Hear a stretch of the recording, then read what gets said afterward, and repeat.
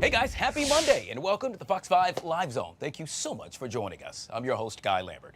Coming up on the show today, President Trump north of the border in Canada. It's all about the G7 summit. We've got the latest. Hey, did you hear? The Defenders, champions. Yes, they won the UFL championship over the weekend. We're going to speak with the head coach. And according to a newly released study, nearly half of all married men, well, let's just say they have a financial secret that they're hiding from their wives. We'll talk about that with Autumn Joy in our Monday Talkers. All that and more coming up on the show, but first, how about we talk weather with a man who has no secrets. Tucker Barnes joining us right here on the Live Zone. Well, I've been here for like 25 years. At this point, everybody's heard all my stories. So you're right, I have no secrets. How are you today? I'm good. It's a little, we have spent Saturday here covering the 250th anniversary of the Army, and today it's a little wet and dreary. It is. Got going yesterday and more of the same today. Not the flooding. We had some flooding rains last night just south of D.C. It's not that, but it's overcast and drizzly and feels very Monday moody out there, doesn't it? Yeah. Wah, wah. Yeah, let's hop on in. Cool showers continuing. I think most of the shower activity for the afternoon hours here should mostly be on the light side. Kind of mist and drizzle will linger into the evening hours, however. And it's cool out there, Guy. We should be in the mid-80s for daytime highs, and we're getting the hottest time of year. You know, summer arrives on Friday. Oh, wow, really? Yeah, okay. So, you know, this is not typical of the last days of spring, but it's chilly. 64 degrees in Washington at this hour. That number has budged 1 degree since 5 a.m. Oh, gosh. About 70 this afternoon, and you can see the light rain showers lingering, northern Maryland. None of this stuff's very heavy. It's not going to add, you know, if you got a rain bucket or, you know, you're keeping track of the rain at your house, it's not going to add a lot, but it'll be enough that, you know, the windshield wipers got to get turned on. We've got a northeast wind. You get the winds off the ocean, and sometimes we get what we call CAD, cold air damming. Ah, learned something new today. Yeah, and so the cool air for this time of year coming off that ocean parks up against the mountains, and we get moisture and light rain and drizzle, and that's what we're dealing with this afternoon. We'll continue to deal with that for the next 24 hours. It is a brighter forecast looking down the road, and I'll show you the 7-day here in just a moment, but 72 this afternoon, and again, very cool for this time of year. Showers and drizzle will linger through the evening hours. We get up with clouds tomorrow. I do think we'll get some afternoon sunshine tomorrow and be a little warmer, 83, and then not officially summer Wednesday and Thursday, but it'll feel like it with highs near 90. Wow. And a late day thunderstorm, of course, that's Juneteenth, that's holiday, and maybe some late day storms. And then we will be looking at what should be a nice weekend. Dry weekend, but a hot weekend. And I just want to give you a heads up. Next week, we'll continue to revisit this. We could have our first mid to upper 90s of the year. Oh, gosh. Wow. Which is more reason for us to enjoy a day like today when it's cooler. Exactly. Well, you can. All right, good stuff. Tucker Barnes with all things weather right here on the Live Zone. Guys, if you haven't already done so, make sure you download the Fox Local app. That way you can take your weather on the go. Switching gears to politics, President Trump arriving in Canada yesterday ahead of the G7 summit. That summit comes as the president's global tariffs and as tension between Israel and Iran escalate.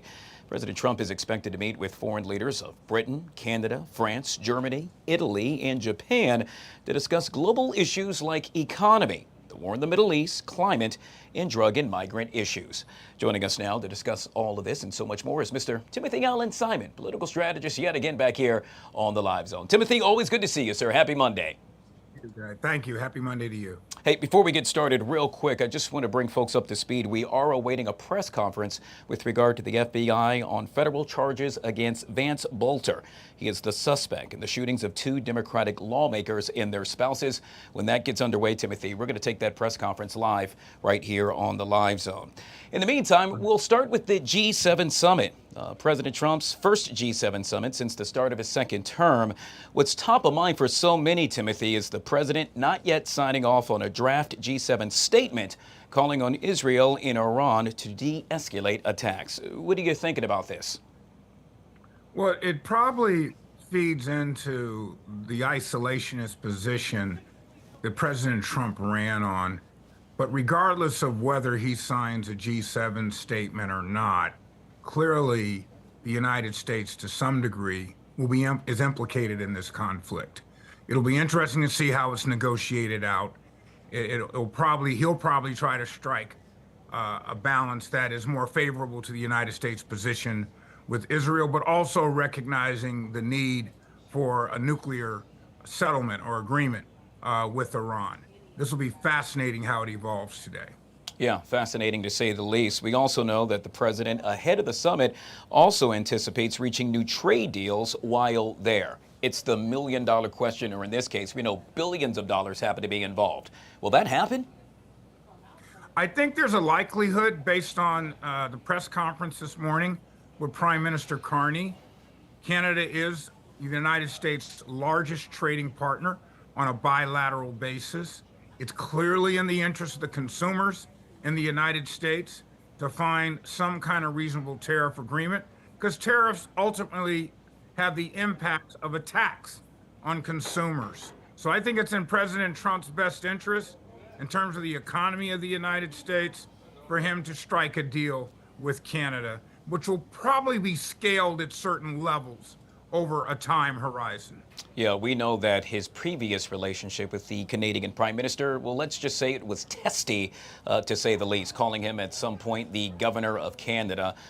The President and the new Prime Minister spoke minutes ago, and the two seem to be buddy-buddy, chummy-chummy, if you will. So yet again, perhaps this will lead them to a path where they can strike a deal. Well, Prime Minister Carney has stood his ground. He's drawn the line. He has pushed back any sense of Canada being a 51st state, and has stood for Canadians. And that had a lot to do with his victory, is his willingness to say, I will take on the United States. They're not going to push Canada over. So he has an obligation to his constituency. And I believe he's going to do his best to maintain that, while at the same time, President Trump and America First policies will do everything that he can to find a deal that promotes more domestic production in the United States, particularly in areas like timber and steel. It'll be very, again, this is the stuff that I enjoy observing, I'm sure as you do as well, to see the actual outcome. And yet again, that G7 summit now currently underway. I want to bring it back to the conflict with regard to Israel and Iran. We know that President Trump told Israel not to kill Iran's supreme leader. The question, so many are asking, why? Well, I think President Trump wanted to maintain some kind of incentive for Iran to continue the focus on its uranium and nuclear generation capabilities, which many feel was escalating to the level of an arms capability.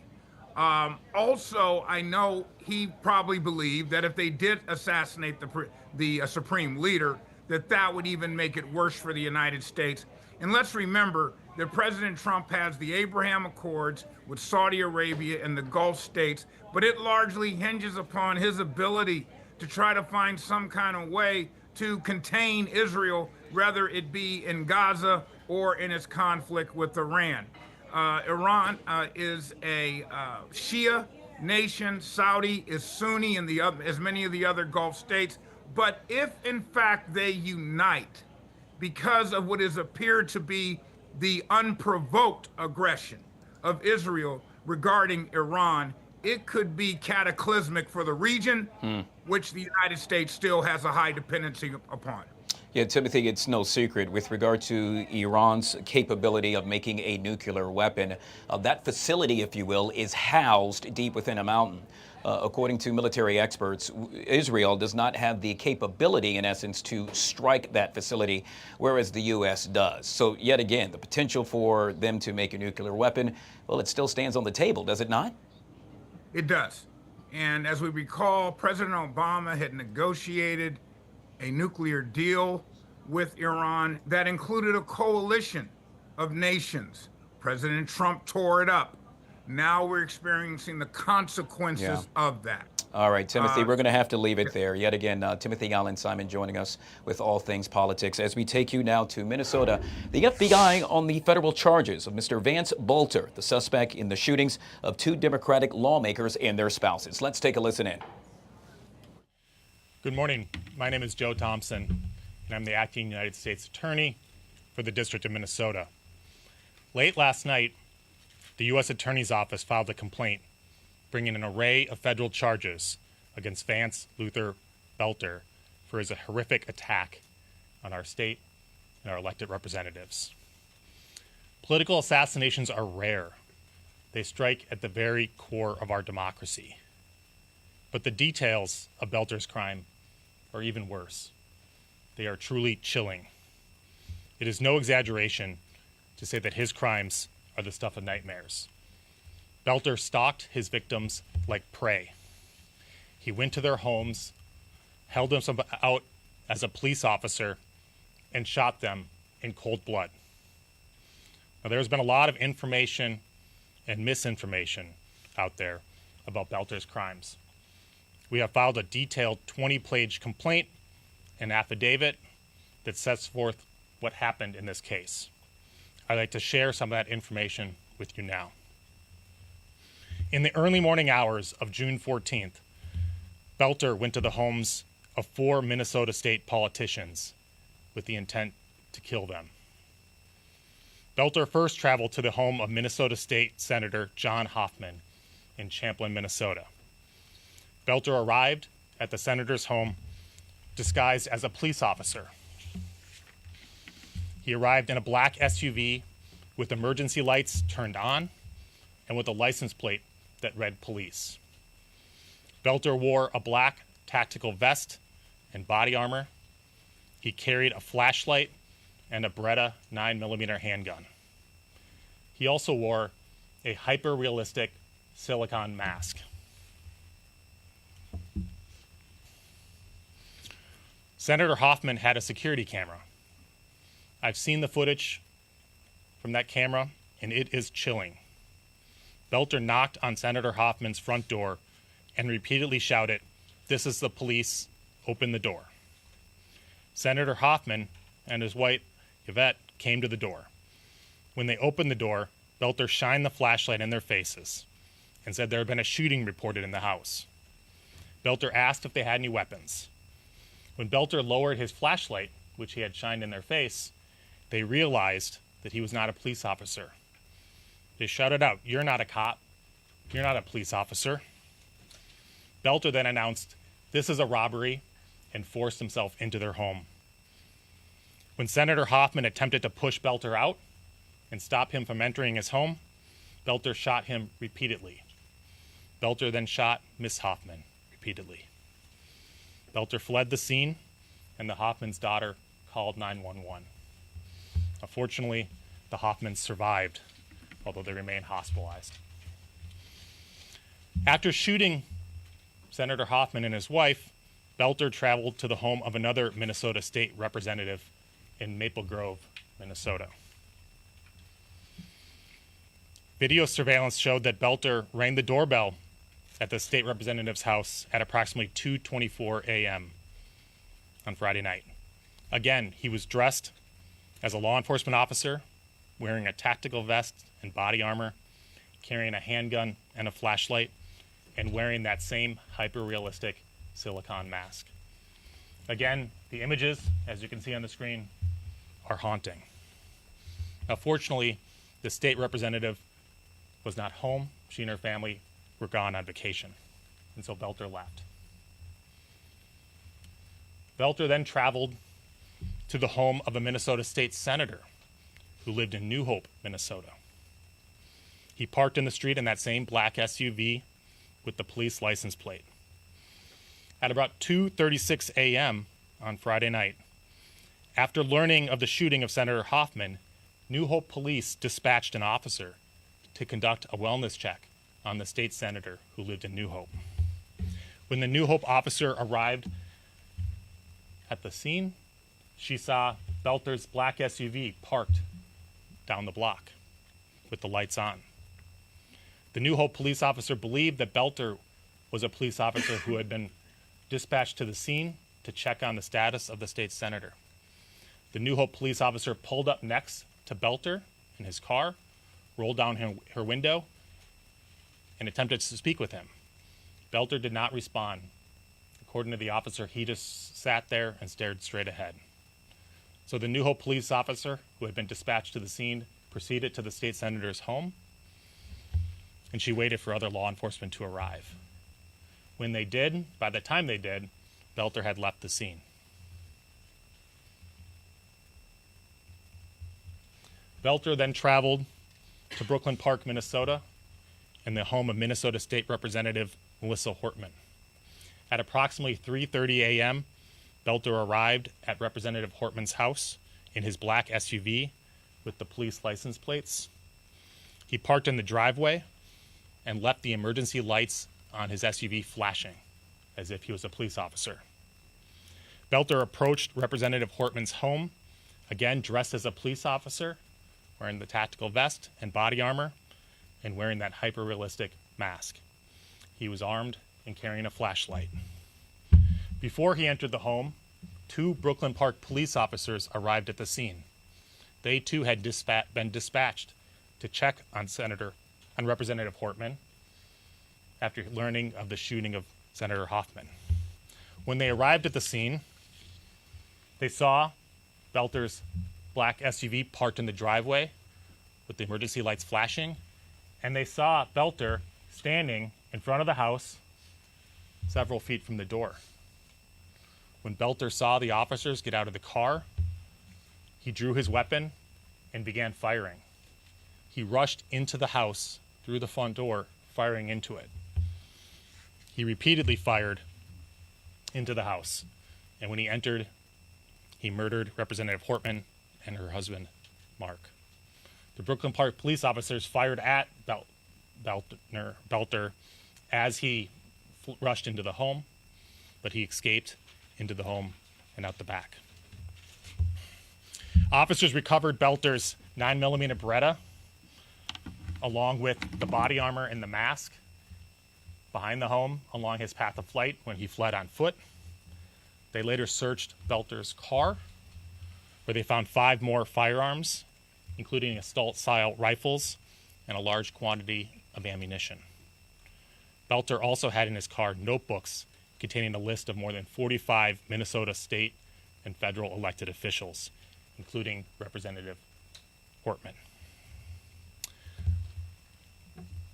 Now, Belter planned his attack carefully. He researched his victims and their families. He used the internet and other tools to find their addresses and names, the names of their family members. He conducted surveillance of their homes and took notes about the location of their homes. He also prepared in other ways. He concealed himself as a police officer, outfitting his black SUV with police lights and a police license plate, wearing a black tactical vest and body armor, carrying a police flashlight and a handgun. And of course, he wore that hyper-realistic silicone mask as seen on the surveillance videos. The video of his arrival and shooting of Senator Hoffman is truly chilling. Again, it's no exaggeration to say this is the stuff of nightmares. There's a photo of the firearms found in Belter's abandoned SUV. Based on these crimes, we brought a federal complaint charging Belter with an array of federal charges. Counts 1 and 2 charge him with stalking. Count 1 charges him with stalking Representative Melissa Hortman using interstate facilities. And that's Title 18, United States Code 2261. The statutory penalties there are life in prison. Count 2, similarly, is charges him with stalking State Senator John Hoffman using interstate facilities. The maximum penalty of that count is 20 years in prison. Counts 3 and 4 charge Belter with the murder of Melissa and of the Hortmans using a firearm in violation of 18 U.S.C. 924J. And these are punishable by a term of life imprisonment or even death.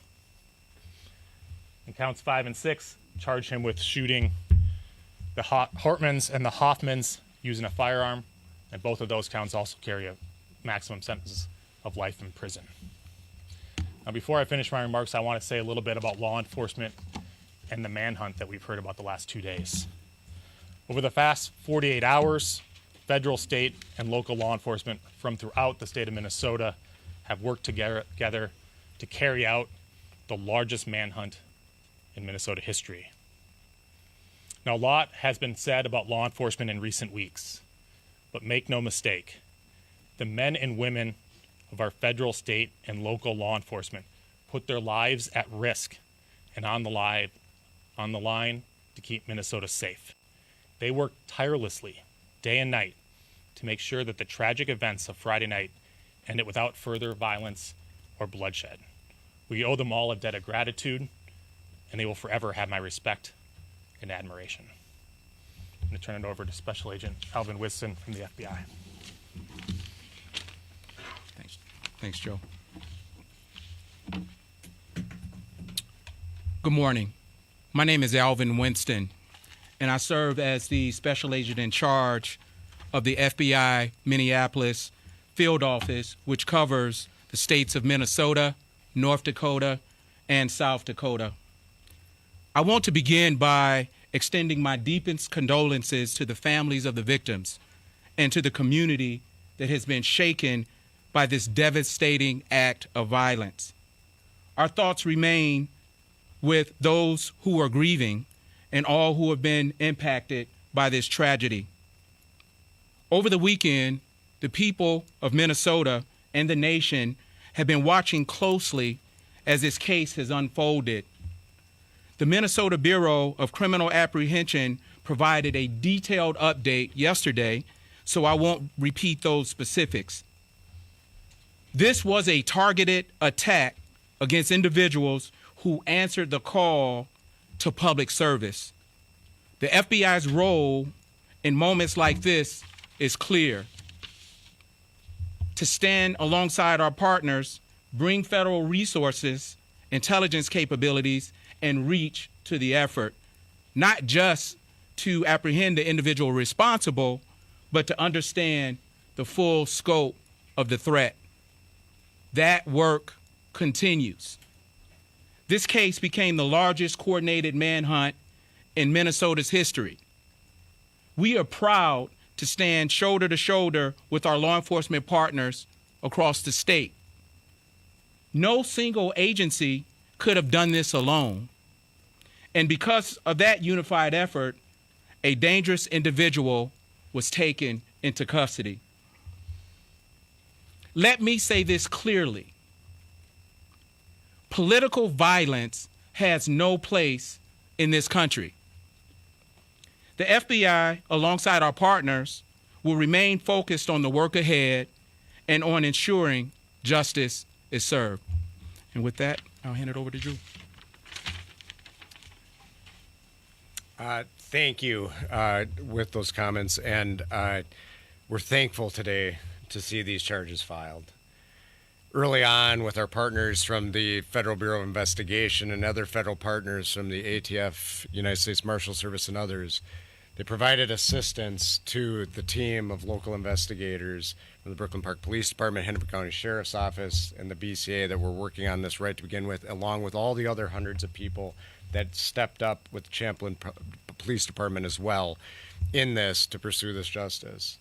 You might be asking, because we see a lot of times these cases, go in various orders when they are, but this is an indication that the United States Attorney's Office stands along with us in the state of Minnesota, that when somebody and an evil individual decides to move this and create fear in our communities and commit evil acts, that we will pursue every possible charge that we can, from the state charges that you've learned about today to these federal charges that were discussed early on. And I'm grateful for the leadership of the United States Attorney's Office and the FBI for helping us move that forward so quickly in a coordinated approach.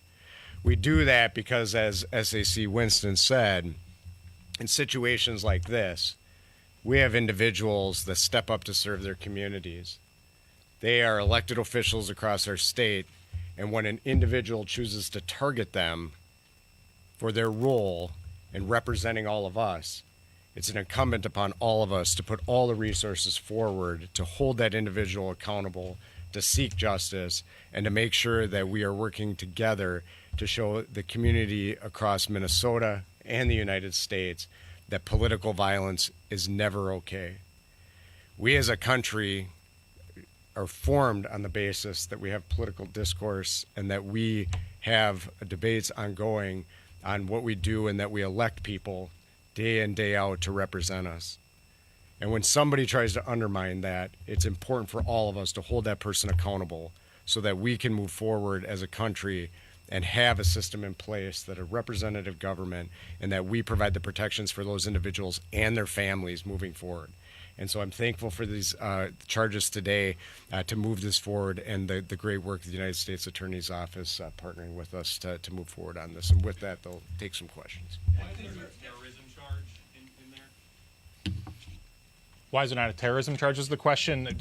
You know, we brought the charges that we think are appropriate right now. Obviously, these crimes are about 48 hours old, so we have an ongoing investigation, and I can't comment as to what other charges may or may not be brought Will you in the seek the future. death penalty? Will you seek the death penalty? Lou, thank you for the question. Will we see the death penalty? It's too early to tell. That is one of the options for several other charges, though. Did Mr. Belcher have any assistance? Are you looking into whether he may have had assistance? And if he did, what are the potential consequences for anybody who may have assisted him either before or after these tragic shootings? Our investigation remains ongoing in several areas, including whether or not he had anyone helping him, assisting him in either carrying out these attacks or fleeing from them.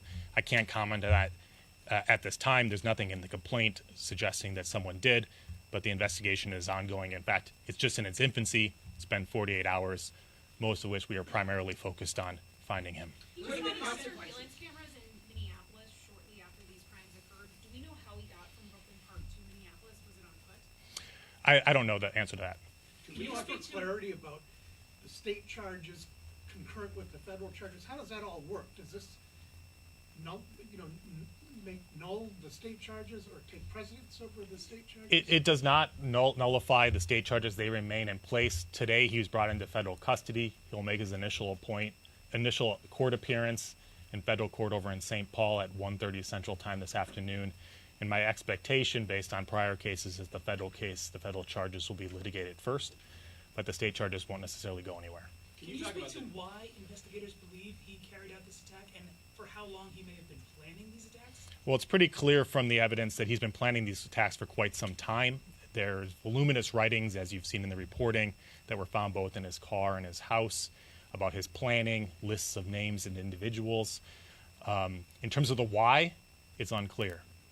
Can you talk about this interaction with the New Hope police? What had law enforcement been told at that point? Were they aware to be on the lookout for a dark SUV that resembled a police vehicle?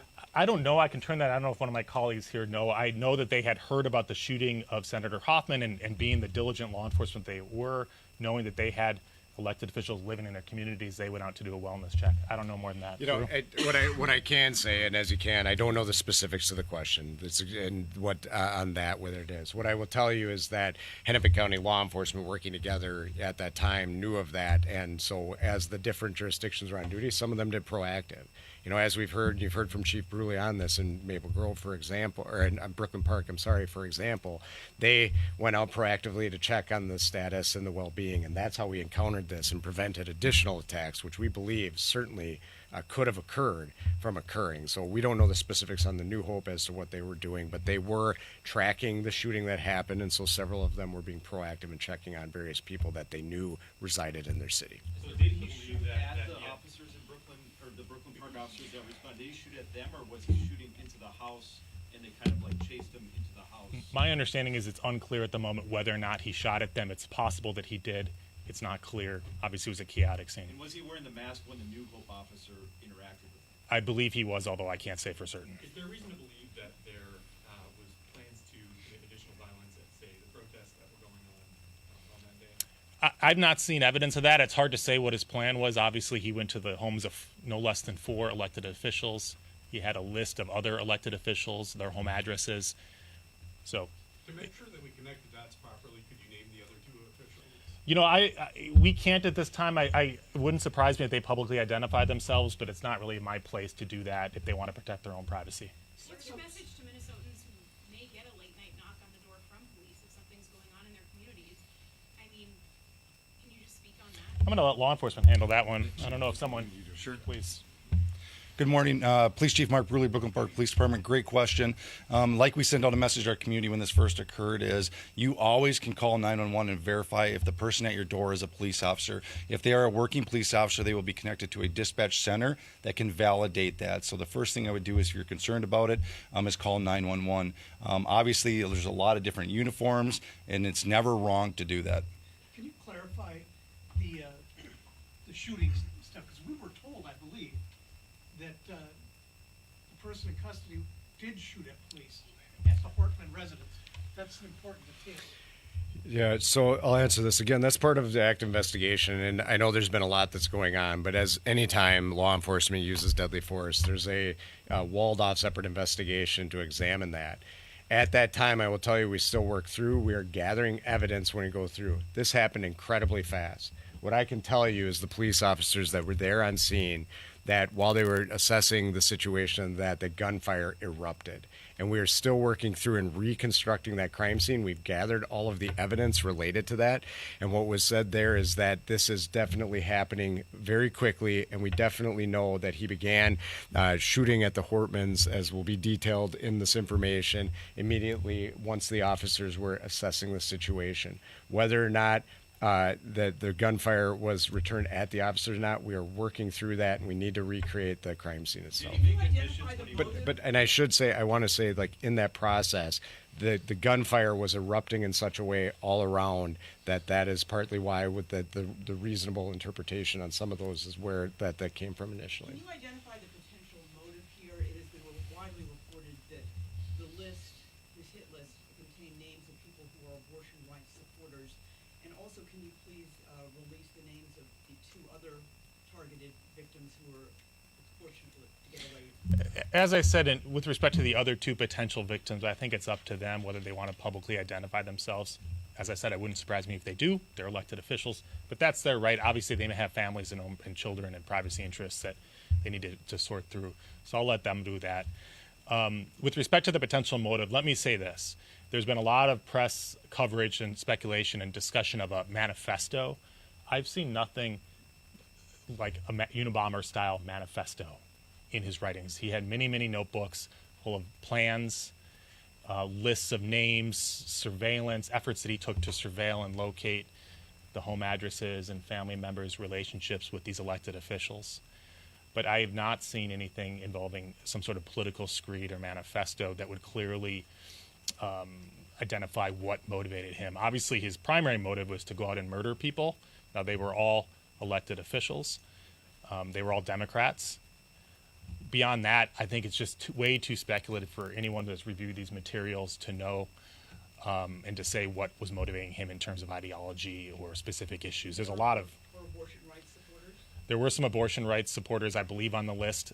But again, there was dozens and dozens and dozens of names on, hundreds of pages of documents that were recovered with his writings on them. Did he confess and give more details after he was apprehended last night? I'm not going to comment on that at this time. Can you talk about how long this pre-planning and surveillance went on? Do you have any idea? It appears to have gone on for an extensive period of time. I think it's unclear. The writings appear to have been done at various times over the course of at least months, I would say. But beyond that, it's speculative. Did he give any? Did he have two? There's kind of two questions that go towards the same thing. He appeared to be involved with some kind of a home security or professional security operation. I wonder if you have any details into that. And was he familiar to law enforcement, even though he didn't appear to have any kind of serious criminal record in the state? I've seen the press reporting on his security company. I don't know anything beyond that or any involvement that would have in this case. And I have no knowledge of his interactions with law enforcement prior to this. Can you comment at all about, his car, the light pack, the license plate, maybe a bit of a badge sniffer? Was he obsessed with police? I have no idea. I think I skipped over the slide. The police license plate wasn't an official-looking police license plate, as you can tell. It said, I believe it was like a reflective black things that you would buy to put on like a mailbox, like your address on a mailbox. Was he a bit obsessed with do we know? I have no idea. There have been reports that his wife was, quote, detained at a rest stop in Onamia, and that in her car was found weapons, passports, and a lot of cash. She was also with 3 children. Is that true? And is the wife being investigated? Go ahead. I'll defer to law enforcement on that one. Yeah, I can answer the question. So when, the question was detained, obviously, when an individual commits these, heinous acts and we knew he was the suspect in this case, we're going to want to talk to the family. At this point in time, this is, under active prosecution, and so we want to be careful about what we say. She was cooperative with us at that time. There were a firearm in the vehicle at the time. Had valid reasons for her she was legally in possession, I should say that, at this time, and there were other items that were recovered, but we're going to leave that to some of the prosecution as we work this out. So we're not going to comment on all of it, as this is still continue to be part of the active investigation. We need to figure out exactly what all of this means in relation to this. To be clear, there's not going to be a first appearance in district court then today, and then where is he being held? There will be an initial appearance in federal court over in St. Paul, Minnesota at 1:30 Central Time this afternoon. I do not anticipate there will be an appearance in state court today. Just one more question on the hit list. You said 45 names, and we've seen more than that. Was there more than 45? There's lots of, go ahead. Yeah, and I think I can help. There's a lot of names that we're working together right now. So the FBI, there are some, and we've mentioned this, that there are some other names that are from out of state. They have been working through through our Fusion Center network across the United States, and then our partners at the FBI are helping coordinate with that in that process. The question is a good one. Part of what we're looking through, the names, the numbers that you're referencing, was names in multiple notebooks. Some of them are redundant. So I don't have a total number of people that were in there because some of them are overlapping on multiple lists. And again, I do want to continue to clarify.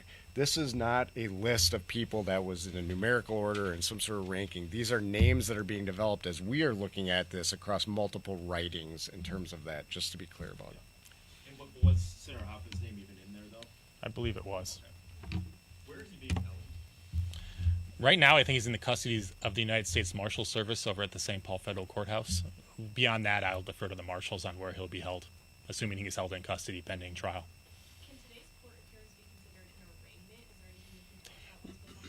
It'll be an initial appearance because he's only charged by complaint. He has not yet been indicted. So he'll have an initial appearance, as all defendants do, before a federal judge, where he'll be asked to identify himself. The court will appoint a lawyer to represent him, or he can retain one and have a lawyer represent him. And then the court will ask whether or not we will move to seek his detention pending trial, which we obviously will. And then the court could set a detention hearing and a preliminary hearing to assess whether or not there's probable cause to charge him by complaint. How much of that will happen actually today is unclear. We'll see at 1:30. And it's at the Warren-Burger Federal Building, and that's the only court appearance today? Correct. Thank you. For Superintendent Evans, yesterday, the way that things played out yesterday, when you came up for the 5:30 or so press conference, did you know that he was close to being caught at that point? Or did it come as a surprise when you got the trail cam information or from a neighbor who saw him in the field? So that, we, as noted, we still had belief that he was in Sibley County. When we held that, we did not know the information specifically that he was there. Based on the overall investigative, that was still our belief there, but the specific information that led to his arrest at that time, we were not tracking yet. So, and I assume that's related to the timeline. These teams and the law enforcement teams acted very quickly when they had a specific lead that led us to know he was in that area. And so it was a relatively short period of time where they converged and were able to do that. What we knew before this news conference was bad enough. What you have told us is even worse. Where does this rank in terms of attacks that you know of across the United States? And what you addressed some of your reactions, but can you all three give us your reactions? Look, this was a political assassination, which is not a word we use very often in the United States, let alone here in Minnesota. It's a chilling attack on our democracy, on our way of life. It's only the most recent example of violent political extremism in this country, and that's a trend that's been increasing in recent years, and that's unfortunate. And I hope it's a wake-up call to everyone that people can disagree with you without being evil or needing to be killed or hurt. You mentioned that multiple different aspects of this investigation were found in multiple different notebooks. How many were discovered, and were they all in this vehicle? My understanding is some notebooks were recovered from his vehicle and others from his house. Although obviously there was law enforcement literally from all around the state. I couldn't begin to identify all of them. Representatives of many of those, or some of those agencies are here, but far more were involved. And so all I can say, there was many notebooks recovered from multiple locations. And part of it's makes sense about him going back home. Like, what was he thinking? Did he say he was trying to get back to his house? I mean, it's odd, I guess you could say. I can't speculate as to what was in his mind. He obviously went on a murderous rampage on Friday, so I think I'm not aligned with his thought process. Mr. Winston, can you talk about, is there any sort of attention being paid to what kind of safety needs to be given to politicians at this time, or is this a space where people feel like any threat has left with this threat? Okay, so what we're going to do is we're going to, of course, take these threats as serious as possible and throw all available resources towards these threats. We are in lockstep with the Capitol Police on a regular basis, and we're continuing to have those conversations about threats towards politicians. Thank you for that question. Maybe one more question here before we wrap up. Perhaps this is for Chief Broley. Just wanted to wrap it back to, hoping you can speak to just how pivotal it is that your officers acted proactively, stopping by the Workman's house and likely stopping more victims. Yeah, great question. Just for everybody in the room, question is how important was it that the police officer stopped at Representative Hortman's house, which really foiled this entire plan. It's incredibly important. That started with a sergeant who was actually off duty, was walking out of the building and had heard that there was a shooting in another community at Senator Hoffman's house. Being alert, seen two officers in the police department, said, "Hey, drive by Melissa Hortman's house and just check on the house, would you?" And that's essentially what they pulled up and found, that in the drive was the car, and essentially the criminal act was occurring as they pulled up. Had they not foiled the plan, essentially took his vehicle away from him, which involved all his maps, all his names, all his weaponry, I would be very scared what it would look like over the next few hours had we not done that. And just to clarify, did your sergeant know about the New Hope and Maple Grove incidents, or just the one in Champlin? He only knew about the one that occurred in Champlin. So the other officer that came upon him at the second house and saw him sitting in a vehicle, did she realize, did she report that, and did they try to chase him? Did she realize that was suspect? I don't think she did. She knew something was awry, and then he left and proceeded to Brooklyn Park and carried out the next shooting. So it got lost in the chaos of the event. Not lost in the chaos of events, but there was a new shooting shortly thereafter. It really is remarkable, to the question earlier, how he went to 4 houses that night, and in 2 of them, he encountered law enforcement at the third and fourth one, and the second one, no one was home at all. It's remarkable how diligent law enforcement was at 2:30, 3 o'clock, and 3:30 in the morning on a Friday night, that they were responding to just to do wellness checks on our politicians. It's a testament. The last 48 hours have been an incredible testament to the professionalism and dedication and commitment of our federal, state, and local law enforcement. Thank you all. All right, guys, there you have it. The feds laying out the chilling details of the horrific actions carried out by Vance Belter, the suspect in the shootings of 2 Democratic lawmakers and their spouses. Authorities stating this resulted in the largest manhunt in Minnesota history. The FBI stating, quote, "This is the stuff of nightmares."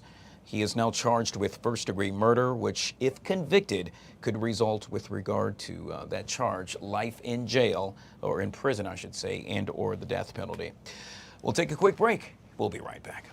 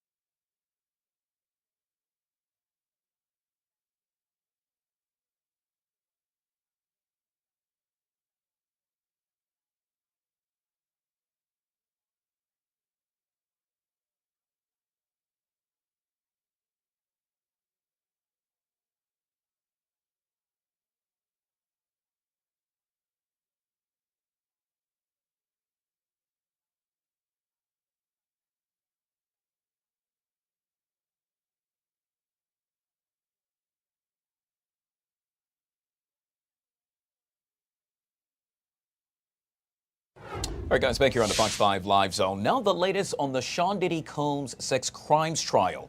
Earlier today, somewhat of a bombshell when we learned that the judge dismissed juror number 6 over the juror's inconsistent disclosures about where he lives. Meanwhile, a paralegal specialist with the U.S. Attorney's Office for the Southern District of New York is testifying today as well. Joining us to discuss this and so much more is Mr. Eric Faddis, trial attorney and legal analyst back here on the Live Zone. Good to see you, Eric.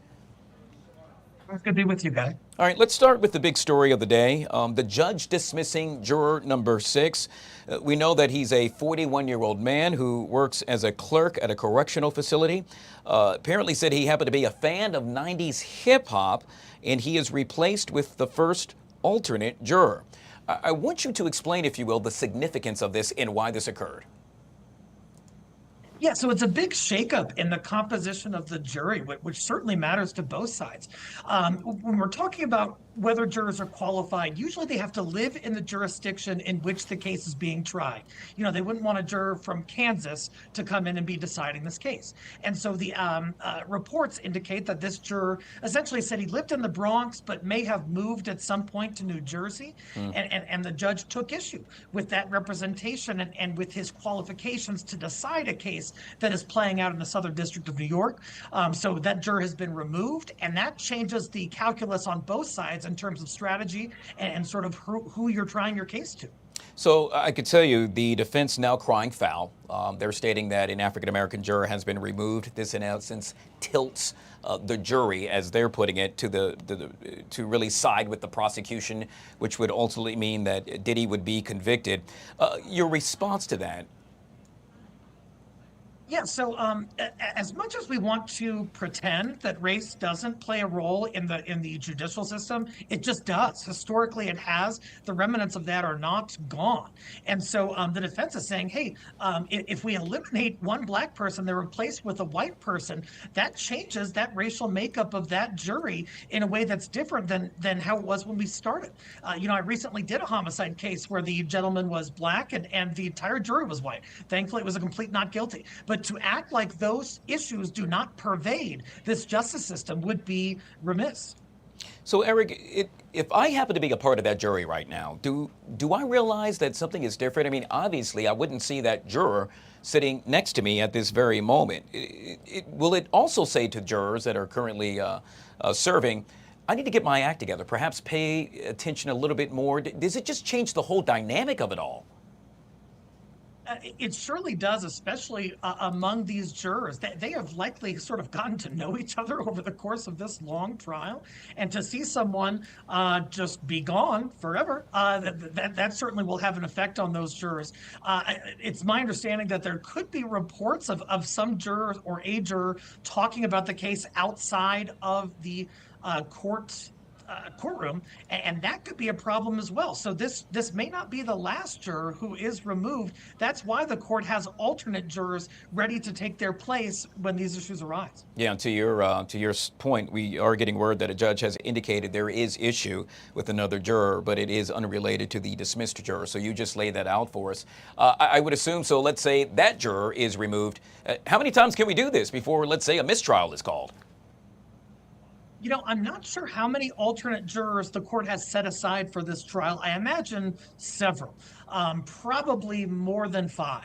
And so, you know, the judge has taken measures to have replacements if these issues come up. But at some point, if things get so shaken up, the defense could seek a mistrial based on ongoing juror misconduct, even if there are alternates still available. And so this might not be the last we've heard about this issue and its effect on the trial. Wow, truly fascinating to think that that could actually happen with such a high-profile case is yet again amazing. All right, let's move on to the paralegal specialist that was called to the stand earlier today. What's the significance of this paralegal? My understanding is that this is the type of witness who will read sort of summary testimony into the record. My understanding is that some of that testimony is text messages from Jane instead of just having Jane up there, you know, reading what she said the whole time, that this sort of streamlines things for the jury. And it sort of shows a picture of a very complicated relationship, loving at times, problematic at times. And so the jury is sort of taking all of that in through this paralegal witness. We also know that the jury has seen texts showing Combs staff planned hotel nights with Cassie. Does this, in essence, really benefit the prosecution and or the defense? You know, I think a lot of the texts kind of cut both ways. In some of the texts from Jane, she's talking about how she loves Diddy and he uplifts her and that kind of thing. On the other hand, Jane apparently sent a text to Diddy's chief of staff about the hotel nights and about her dissatisfaction with those. You know, do they really reach beyond a reasonable doubt proof for the prosecution? I don't think so, but they certainly add to the notion that Jane was not overly happy at times in this relationship and at times with the romantic scenarios in which she found herself. Yet again, P. Diddy has pleaded not guilty to the charges that include racketeering, conspiracy, and sex trafficking. If convicted on all counts, he could face up to life in prison. Yet again, we've been speaking with Eric Faddis, trial attorney extraordinaire, joining us on the Live Zone. Truly appreciate your time, sir. Always a pleasure. Thank you. All right, guys, we'll take a quick break. We'll be right back.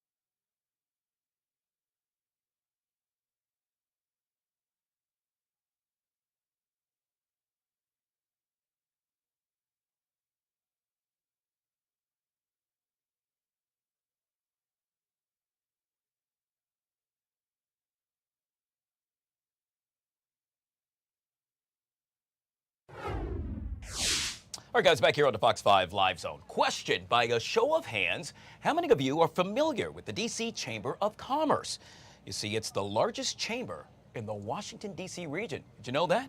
Well, the D.C. Chamber of Commerce is the voice for businesses in the District of Columbia, proudly serving a diverse membership of more than 1,100 members.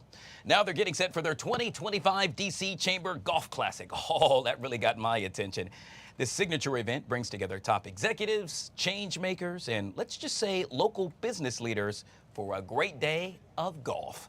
Joining us to tell us all about that and so much more is Chinyette Hubbard. She's the president and CEO of none other than the D.C. Chamber of Commerce, and she joins us right here on the Live Zone. Chinyette, good to see you. Welcome to the show.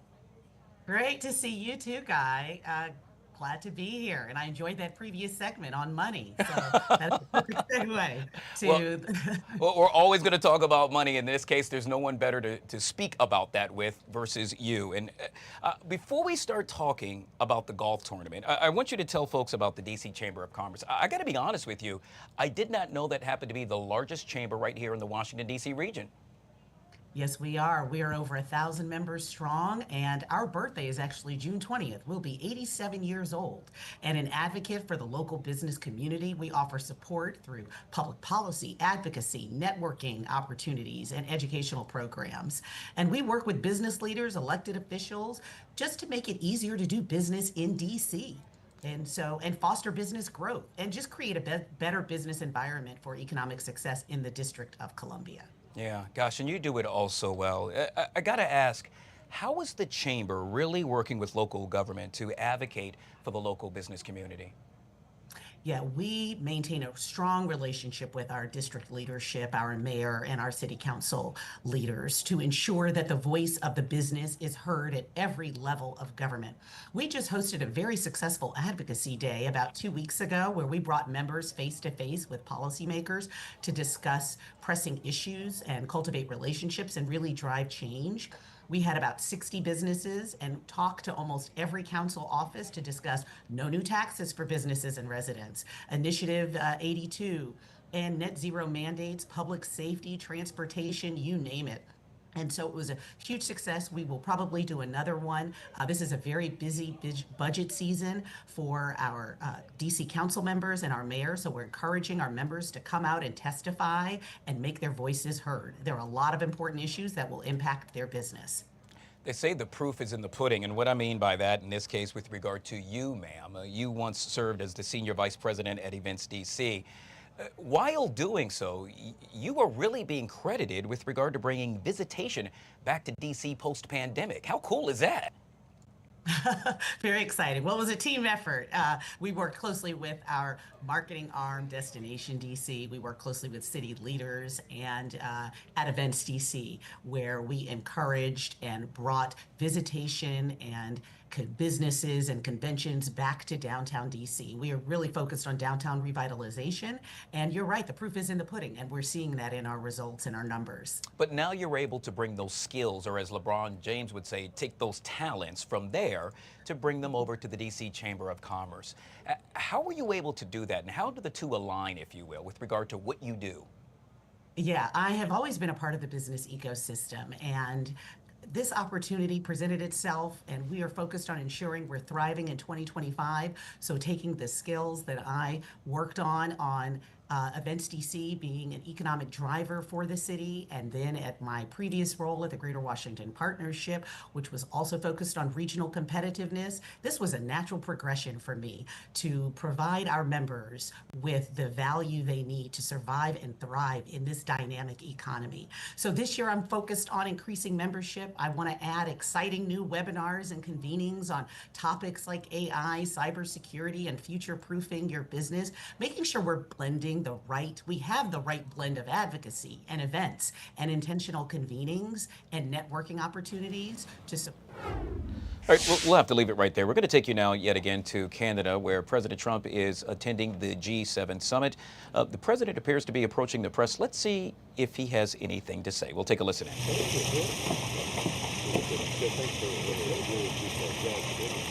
is big. I got to introduce my wife Diana.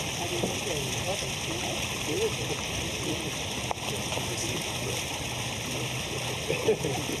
go over there. I'll put you in the middle. Okay, good. Yeah. Not bad. Not bad. Thank you. Here we go. Perfect weather for it.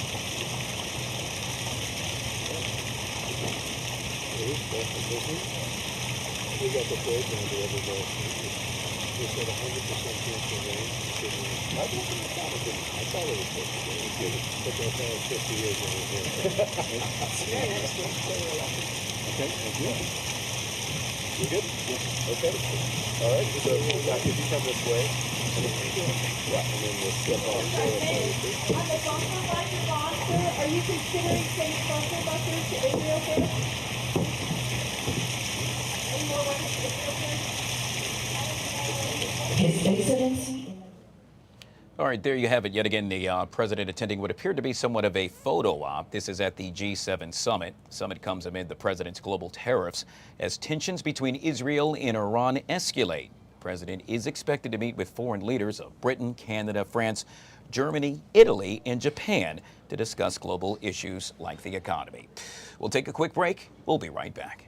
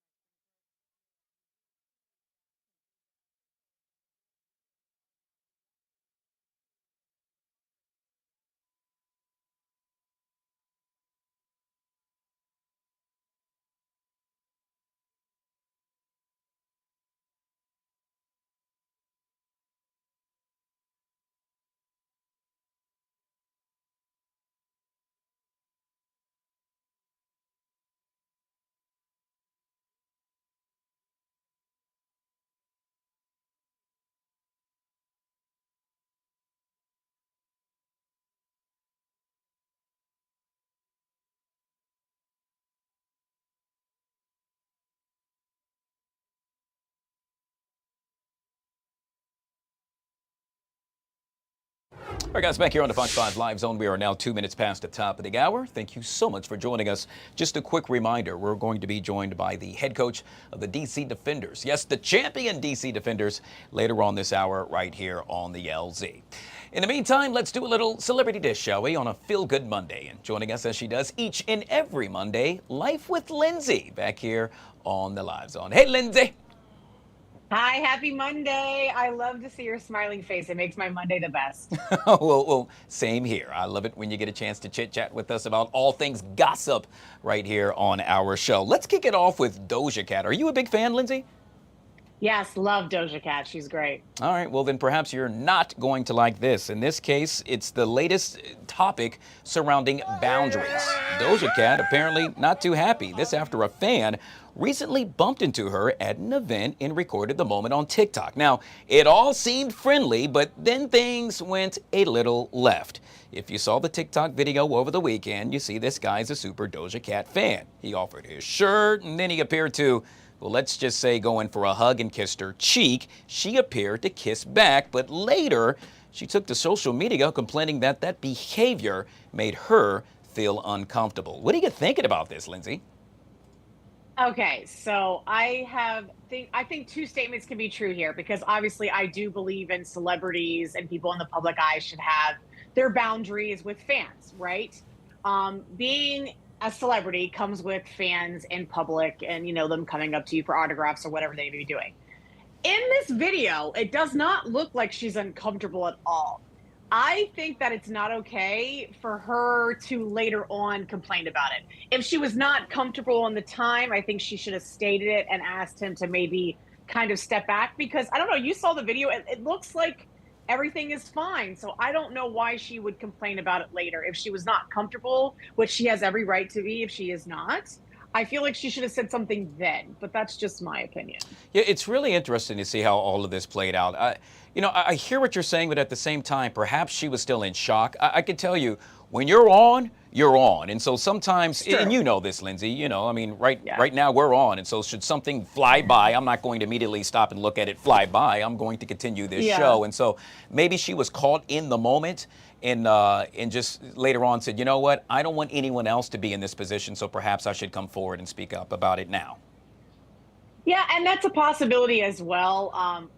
Yes, I'm just looking and judging off the video. That's where my opinion's coming from, because it looks like so happy and she's kind of playing along with whatever's happening. But you're right, you kind of get caught up in that moment. And maybe there should be maybe this will bring up a conversation of what protocol should be in public situations like that with fans and celebrities. Maybe we can start that conversation. Yeah, no, good point. All right, let's move on to singer Jordan Sparks. I happen to be a big fan of hers, but she's learning firsthand what happens when you step on a beehive. When asked if she's going to the Cowboy Carter tour, Jordan said, "Tickets are too expensive, Lindsay." Some online accused her of throwing shade since they couldn't see her not being able to afford the tickets. Jordan says they're out of her price range because she has school to pay for. I don't know about that one. That's a tough pull there, Lindsay.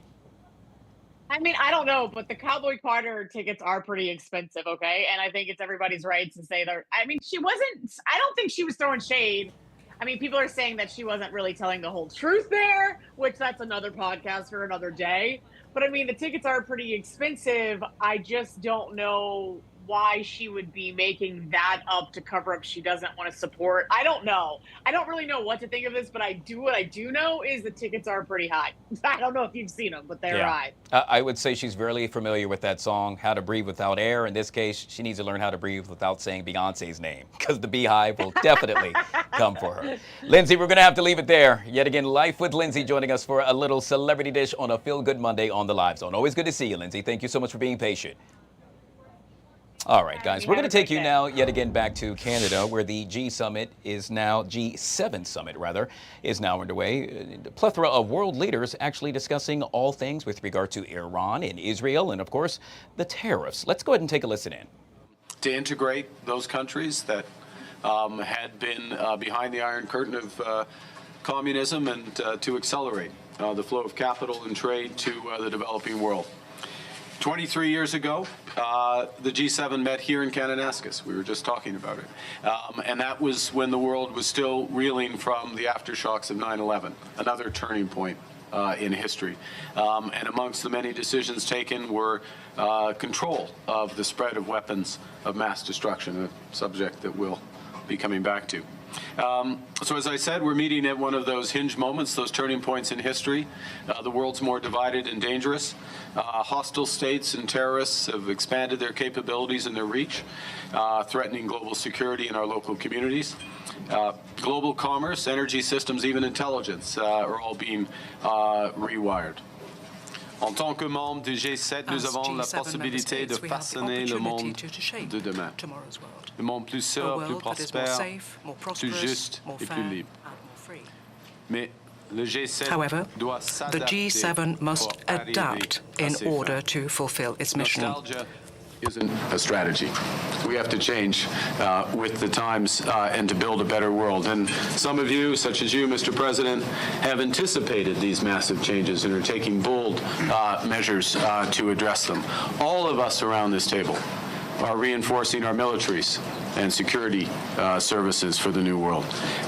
But we all know that there can be no security without economic prosperity and no prosperity without resilience. And in a world where shocks flow across the borders, that resilience comes from cooperation that starts around this table. Cooperation that can lead to a new era of prosperity, energy security and critical minerals, artificial intelligence, quantum, combating human smuggling and transnational repression. So we will have open, frank discussions over the course of the next 2 days. We might not agree on absolutely every issue, but where we will cooperate, we will make an enormous difference for our citizens and for the world, and bring the next era of prosperity, I hope, to the benefit of those we serve. With that being said, I would like to thank the media very much indeed. Some work to do, which will begin in a moment. Thank you very much.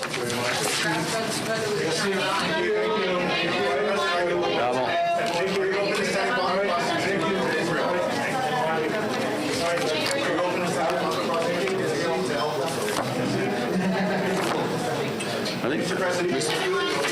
President, I think you've answered a lot of questions already.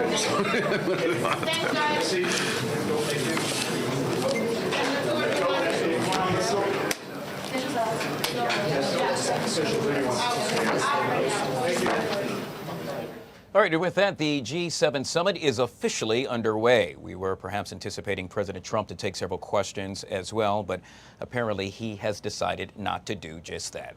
We'll take a quick break. This is the Fox 5 Live Zone.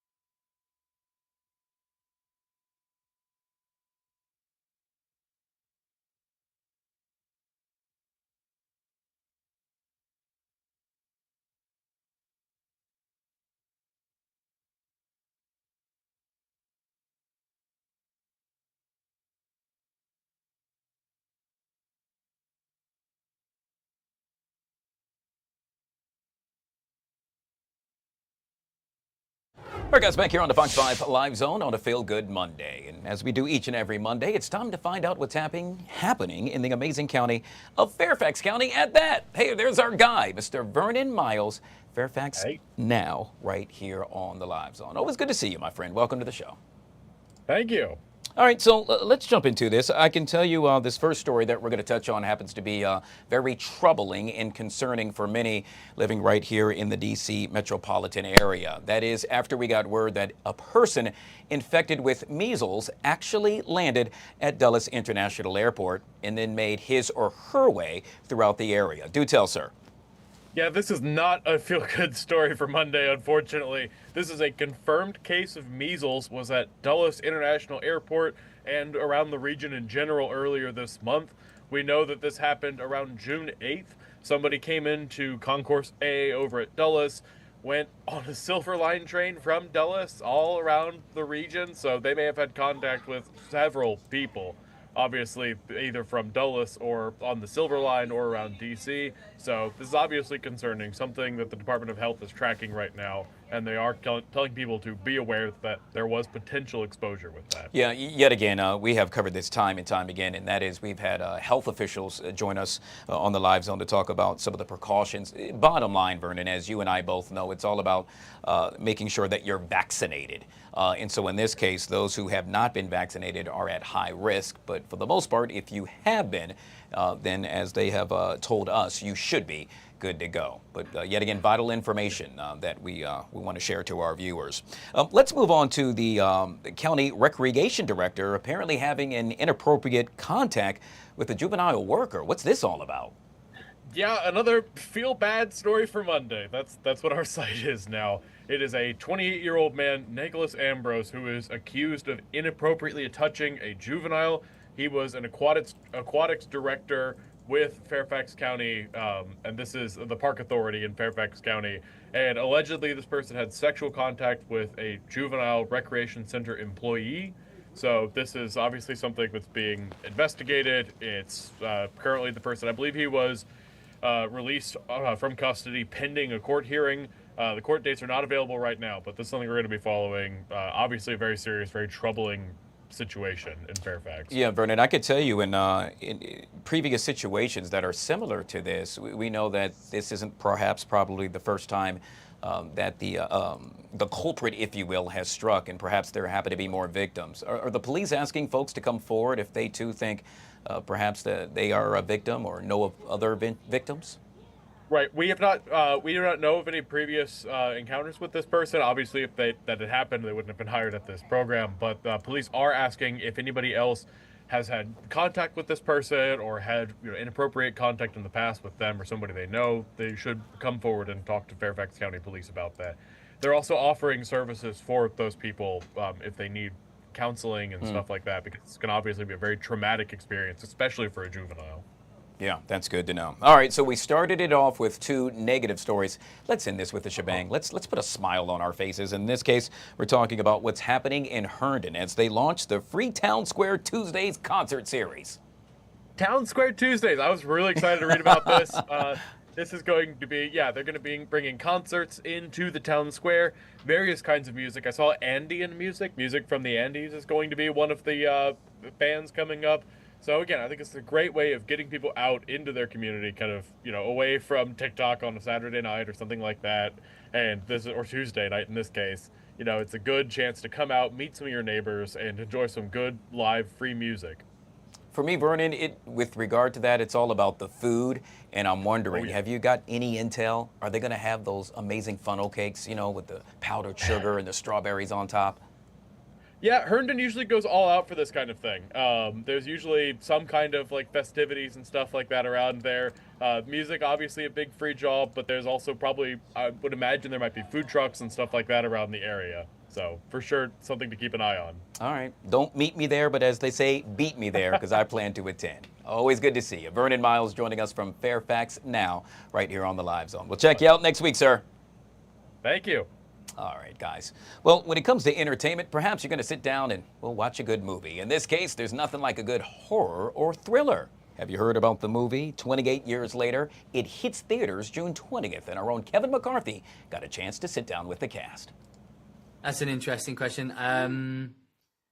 Yeah, I think, I'll come at it from the fact that I was a child actor too, and I think when you're in an environment that's an adult environment, you are sort of growing up a bit quicker, or at least in a different sort of circumstance.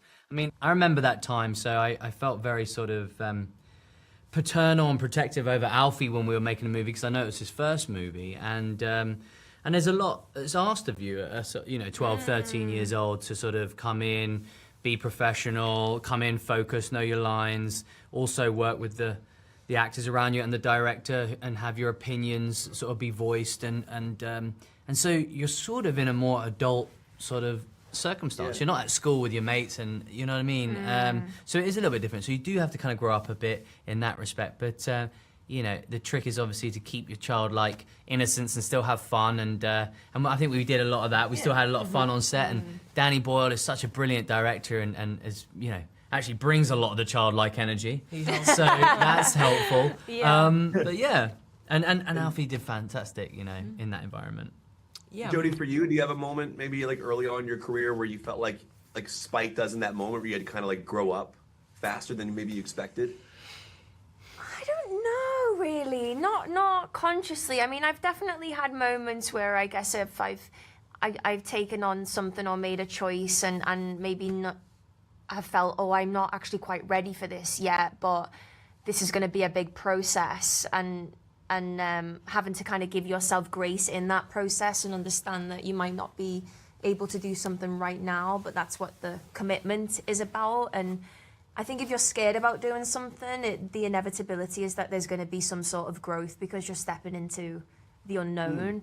And I think sometimes if you speak to a lot of actors, they often want to be in that place, so you're not kind of revisiting old ground. But yeah, I would say that. And Alfie, for you, do you find that scene almost mirrored your experience a little bit about like you know what I mean? I mean, totally. Because you're just forced into this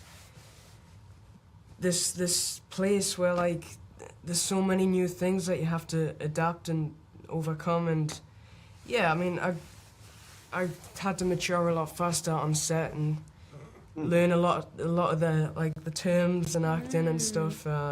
But yeah, I didn't have a problem because I mean, these two they helped a lot, and yeah, I mean they kind of guided us, and I was under the wing for most of it, and yeah. Yet again, 28 years later, the brand new horror and thriller in theaters on June 20th. I cannot wait to check that out. Coming up next, Autumn Joy joins us with a little Monday Talkers. That's right here on the Live Zone.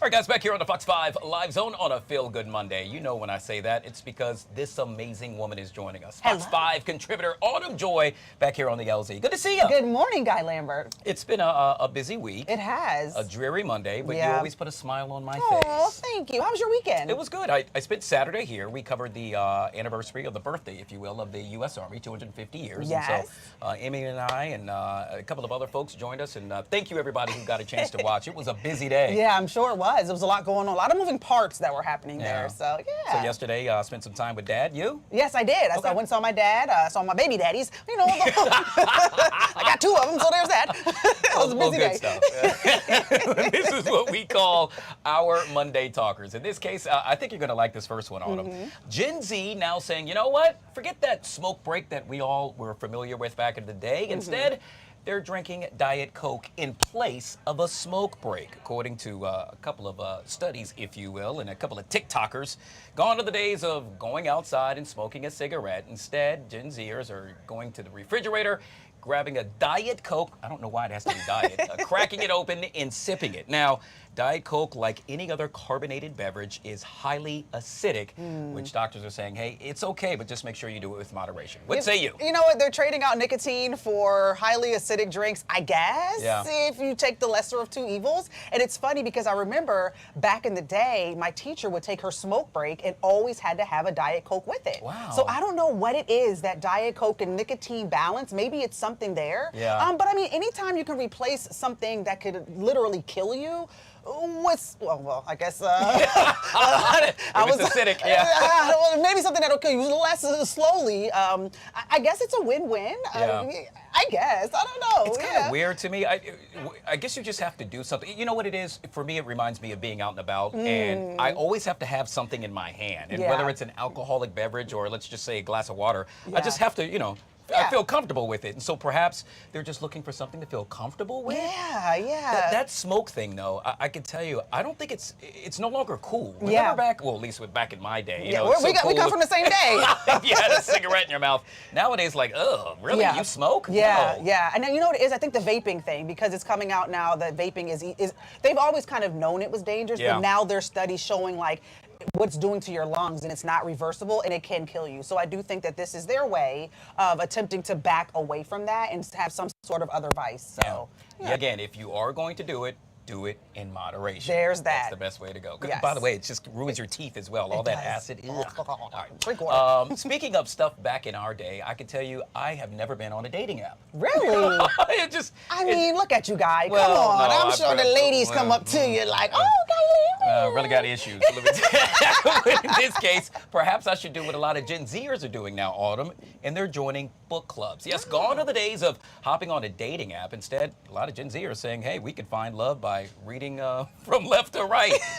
Interestingly, men were significantly more likely to report having met a romantic interest at a reading group compared to women. So you're finding love reading books, Autumn? You know what? If I go to a reading group, and there's a guy reading Harry Potter, I would absolutely ask him out on a date. Because I'm a Really? Potterhead. I love Harry Potter. So any type of, and I love to read as well. So I do love this trend. I think that it will help you attract someone that's like-minded. Yeah. You can exchange books together, talk about books, and there's nothing more romantic when you like click with someone and can have a really I can see good, that. deep conversation, especially about a topic that you truly love. So yes, let me go to Barnes and Nobles and find me a boo reading Harry Potter and the Prisoner of Azkaban. Hey, on my way, baby.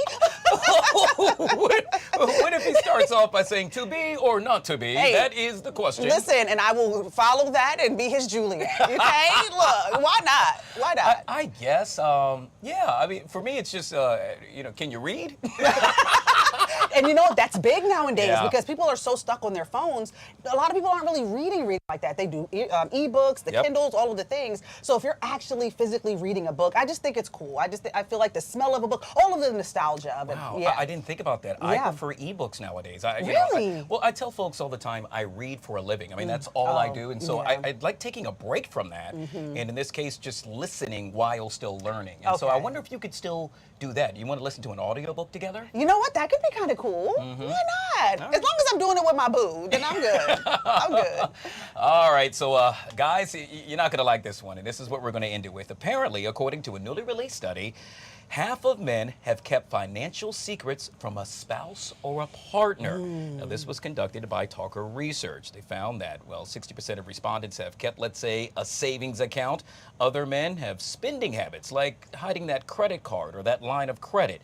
Now, among the men who kept secrets from their significant other, many said they did so because they were embarrassed, they were ashamed, while 1 in 5 said they simply didn't know how to bring it up. This hit close to home because when it comes to money with men and women, we carry it different. Yeah. I think that men have more of an emotional attachment to their money, really, and more of a fear of like being broke, especially if you really don't come from money, if you will. And it is hard, especially if men are looked at as the head of the household. They're looked at as the saviors, if you will, and they're supposed to be the ones that are the providers. So if they can't really provide how they should because their funds aren't where they need to be, it does give them that sense of like they're not a whole man, Sure. if you will. I agree. So there's a lot that's involved with that.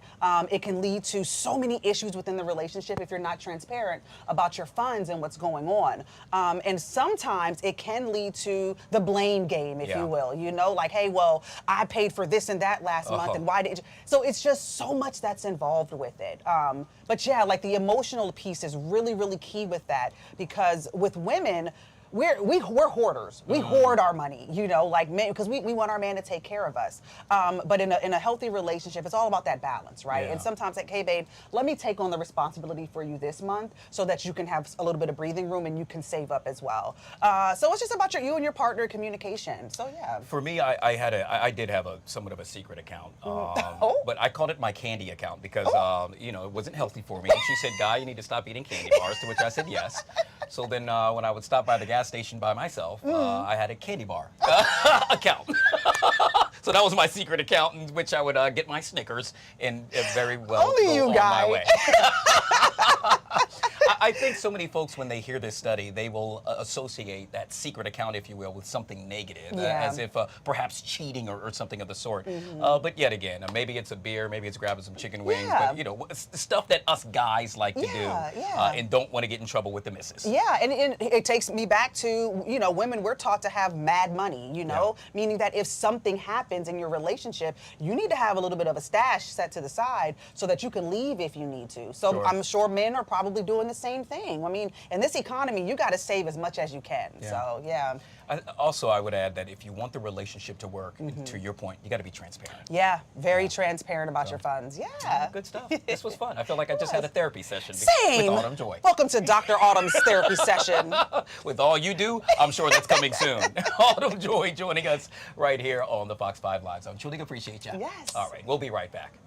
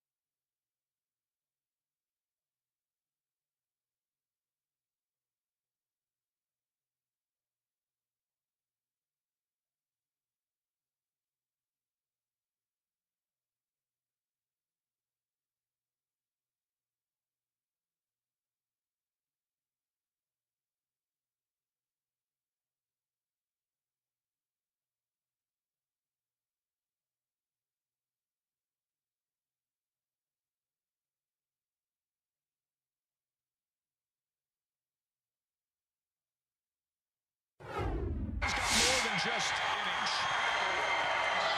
Another touchdown for DC. There you have it. The DC Defenders taking home their first ever UFL championship. Washington dominating the Michigan Panthers Saturday night, 58-34. The man at the helm of all of this, none other than the Defenders head coach, Shannon Harris. Let me say it again. The head coach, Shannon Harris. Put some respect on his name as he joins us live right here on the Fox 5 Live Zone. Coach, congratulations and welcome to the show. Appreciate it. Thanks for having us on. I got to tell you, man, this is, as someone that loves all things with regard to sports in D.C., this really put a smile on my face. I want to start from the beginning because I don't think a lot of folks realize that, one, this is your first season as the Defenders head coach and you win a championship. Two, you took this job 6 days before the season, and look what you did, sir. I tell you, very blessed to be working with a great group of people. You know, coaching staff, our players, you know, our support staff, and everyone that's involved with the organization. So none of it was done just, you know, me by myself. It was, you know, our motto all year was us, we, and ours. And you know, from our fans and everything back in DC. You know, with all of them, how they come out and show up and be loud and cheering for our guys. You know, everyone had a play in it for sure. So, and I'm very grateful for everybody. Yeah, Coach, I can tell you are a very modest and humble man, and so thank you for doing just that and representing coaches oh so well. But I'm gonna talk smack. You all put a beat down on the Panthers. I mean, when my friends and I play Madden and I win by 21, I call it a mollywop. That's exactly what you all did. That's right. Yeah. Yeah, I tell you, man, our players and everyone, went into that game and took it personal.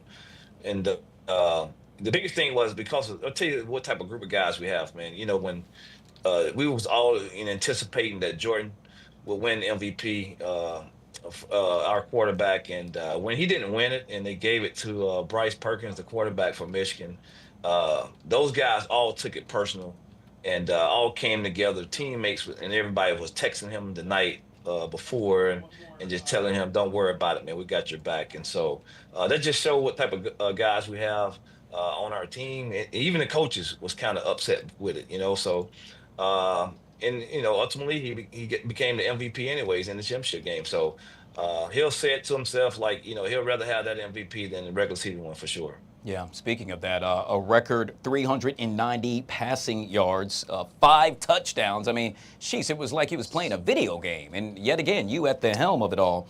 I'm curious, Coach, what did you say to them when you walked into the locker room? Before the game, it was more of, let's continue to do the things that we've done all year. And, let's make sure that we play the game the right way, play it. Play fast and physical, and same thing we've been doing all season. And when it came to after the game, it was like it's what we expected to do. When we play our brand of football and we do it the right way, and we're playing discipline and our fundamentals of where they need to be. These are the type of outcome that can happen with us. And so these guys, they worked hard at it all year, and I'm happy for them as well. They deserve it. And our coaching staff deserve it, and everyone that's our support staff that's involved in the organization deserve it as well. I want to talk about the fan base because, boy, do you all have a big one. So much so, several of the Commanders players happen to be sitting in the stands cheering you guys on as well. What does it mean to know that DC backs you all the way to the fullest? I tell you, I mean, that makes everything worth going back, playing back in DC for sure, and give those guys extra motivation, knowing that our fan base is what they are.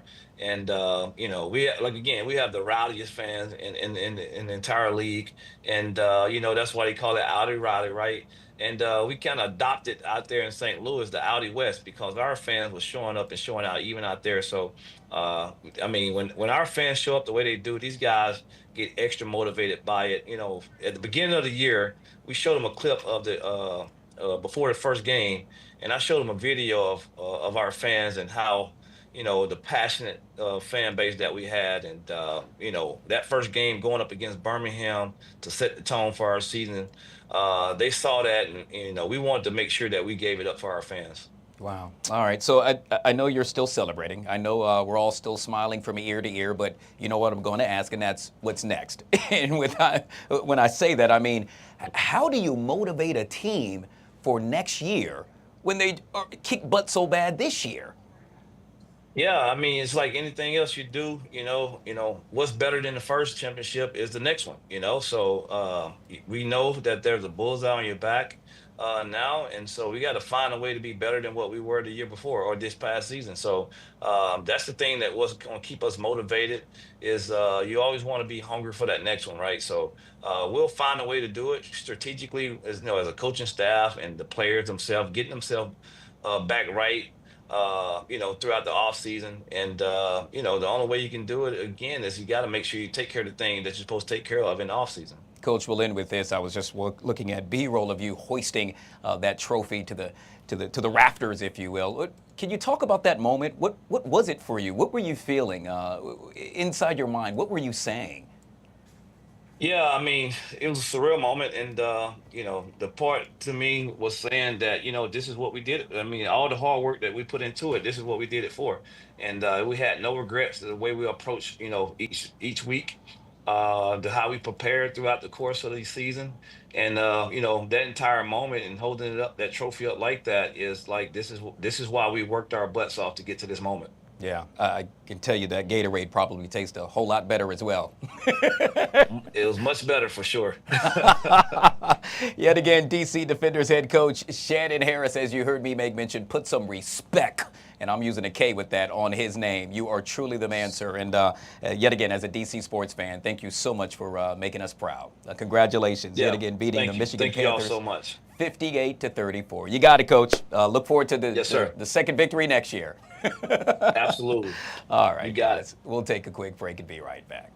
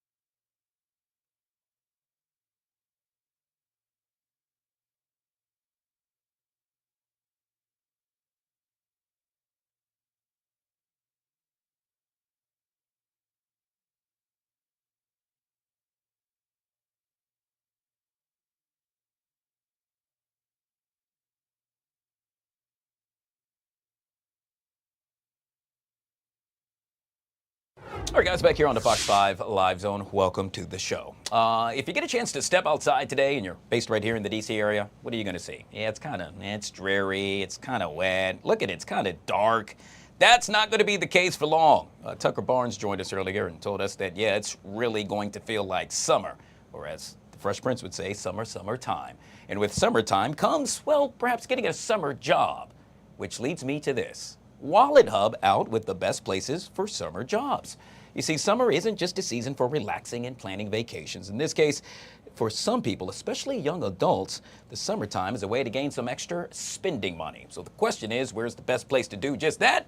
Well, that brings in my next guest, Chip Lupo with WalletHub, back here on the Live Zone to break it all down for us. Good to see you, Chip. Good to see you, Guy. Kind of gray and dreary here in Columbia, South Carolina also. It seems to be a trend. Chip, before we jump into this, I'm curious, your first summer job, and I'll share mine in just a second. Well, my first summer job, my father was a mechanic for 35 years. So my brother and I, we worked in his garage summers doing just basic stuff like oil changes and rotating tires, that sort of thing. And we did that for 3 or 4 straight summers. Wow. I needed you when I was driving to my summer job and my car broke down or I got a flat tire. Would you believe I didn't even know how to change it? So you would have been a big help. Hey, my job happened to be, I worked as a cook at Jerry's Subs. It's similar to Subway. I don't know if you have it where you're based at, but I would chop up the steaks and all that other good stuff. I considered myself an excellent sub maker as a kid, and still to this day. We could have used you on our lunch hour while we were changing oil. So let's talk about the best place to get a summer job. You all conducted a study, and yet again, well, let's just say a residential town, not too far from the nation's capital, happened to be in the top 3. Yeah, it's funny, Guy, because when it comes to our city studies, there's one area in the D.C. metro that seems to pop up all the time, and most of the time in a good way. Columbia, Maryland, second overall in our study. And what we did, guys, we broke down 180 plus cities across 2 key dimensions: youth job market, social environment, and affordability. And then we applied all sorts of metrics, 21 to be exact: median income, part-time workers, availability of summer jobs, and commuter friendliness. And Columbia scored very well. Again, just that's a refresher. Columbia is a neat little community nestled sort of between Washington and Baltimore, and it ranked very well in the in the youth job market dimension. And what Columbia has going for it is that there's a high number. In fact, it's number 1 overall in terms of internships. that are available. Also, it ranks high when it comes to the number of jobs per capita. And the number of jobs also, and this is key, particularly if you're young, if you're in that age group and maybe your transportation's at a premium, it's very, very commuter friendly. There's a number of jobs where residents can get to within about a 30-minute commute. Yeah. Hey, and Chip, the pay's pretty good too also, $29,000 per year. That's a pretty good salary for summer employment. Wow, yeah, that is a great salary. You made mention of internships, and I got to tell you, that is so key. If there's anything that you could take away from this interview, it's the importance of getting an internship with regard to whatever field you want to focus on. It allows you to get hands-on experience, and not only that, but meet the people that happen to be in power that perhaps one day can give you a job.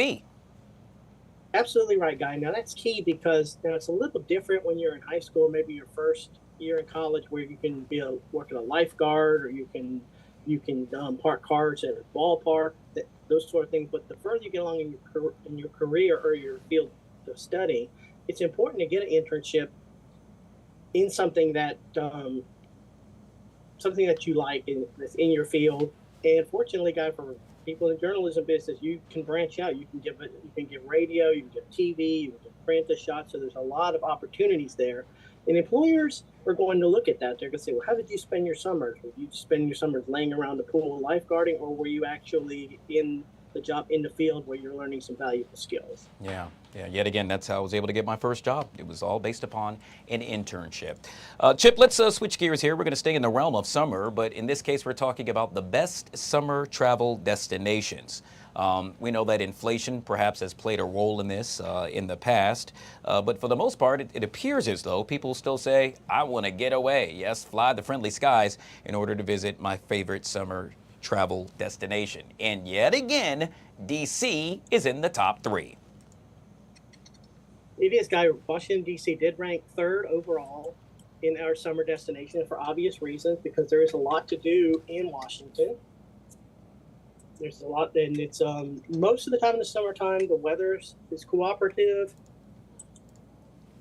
Again, a lot to do. Affordability can be might be a factor in a lot of cases. Yeah, I'm looking at it, Chip, and with regard to the highest portion of the ranking, yes, it ranked overall number 3, but it's broken down into several categories. Travel costs and hassle rank, it came in at number 12. What's that all about? That's how easy it is for you to get in and out of Washington, D.C. You can get a great number of direct flights in and out, and most times, if you get them at the right times, they can be pretty affordable. But it's all about getting in and out. The public transportation system in D.C. is fairly efficient. Particularly, you can get in and out. You have a number of airports. You've got Reagan, you've got Dulles, and then you've got BWI up the street. So, it's number 12 is a very solid ranking for travel costs and hassles. But then that next category I'm looking at, also yet again, D.C. or the D.C. area, ranking number 3 on this list. The local costs rank 76, Chip. I mean, it's expensive to be right here in this area. Yeah, it's expensive. Now, oddly enough, though, you can, if you shop around, you can find some fairly affordable lodging in D.C. areas, but you're going to be paying some high transportation costs. And meals in particular are going to be cost. Entertainment is also pretty expensive. But meals in particular, that seems to be, and also real estate. So if you're looking to get a summer, or if you're looking to travel, you want to travel, maybe go with some friends and split the bill, because it's the accommodations are going to be pretty expensive. Yeah, well, that's no secret when it comes to all things expenses right here in the nation's capital. Chip, we got to leave it there. Truly appreciate you. Yet again, Chip Lupo with WalletHub. Hey, Chip, real quick, folks that want to find out more information about you, we never do this. How can folks get a chance to find out about all of your studies? Oh, sure. Just log on to wallethub.com. We have a number of studies in a number of different areas, but we're primarily a personal finance site, so we do have credit card recommendations and lots of tools and tips for folks looking for ways to improve their finances or even get out of debt. Absolutely love it. You do such an amazing job. Chip Lupo with WalletHub joining us right here on the Live Zone. We'll talk to you soon, Chip. Thank you, Guy. You got it. All right, guys, we'll take a quick break and we'll be right back.